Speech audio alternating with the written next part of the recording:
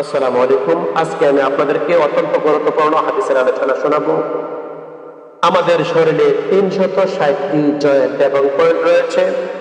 এই ৩৬০টি জয়েন্ট এবং পয়েন্টের প্রত্যেকটি জয়েন্ট এবং পয়েন্টের একটা করে কমপক্ষে সাদাকা দিতে হয়। এই হিসাবে আপনার আমার শরীরে ৩৬০টি জয়েন্ট এবং পয়েন্টের জন্য দৈনিক ৩৬০টি সাদাকা আপনার আমার জন্য দেওয়া অত্যন্ত জরুরি। আমরা যদি বুখারী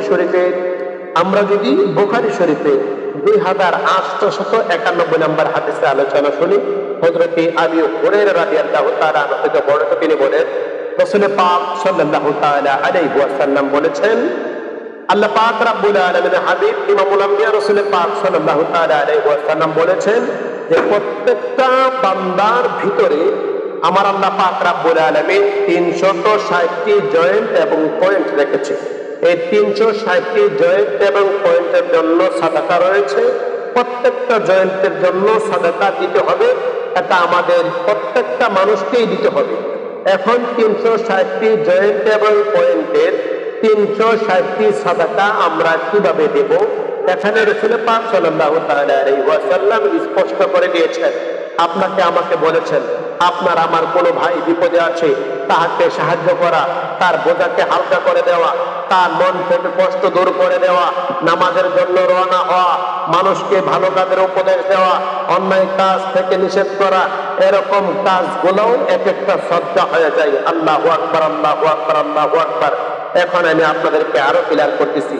আমরা যদি মুসলিম শরীফের 1007 নম্বর হাদিসের মধ্যে যাই, আমরা যদি মুসলিম শরীফের 1007 নম্বর হাদিসে যাই, ওখানে স্পষ্ট আম্মাজান হযরত আয়েশা সিদ্দিকা রাদিয়াল্লাহু তাআলা আনহা থেকে বর্ণিত, তিনি বলেন, ইমামুল আম্বিয়া রাসূল পাক সাল্লাল্লাহু তাআলা আলাইহি ওয়াসাল্লাম বলেছেন, প্রত্যেক আদম সন্তানের ভিতরে আমার আল্লাহ পাক রব্বুল আলামিন ৩৬০টি অস্থিসন্ধি অর্থাৎ ৩৬০টি জয়েন্ট এবং পয়েন্ট দিয়েছে।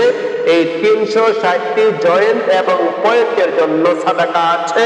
ওই সাদাকাগুলো হলো ৩৬০টি পয়েন্টের জন্য সাদাকা আছে। তাহলে আমরা বুঝে গেলাম ৩৬০টি সাদাকা। তো ৩৬০টি সাদাকা আমাদেরকে কিভাবে দিতে হবে?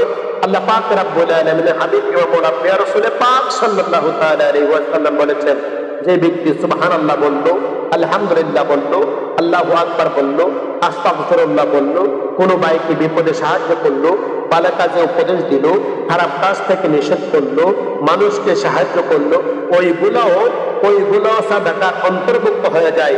এইভাবে আমরা আল্লাহ পাক রব্বুল আলামিন আপনাকে আমাকে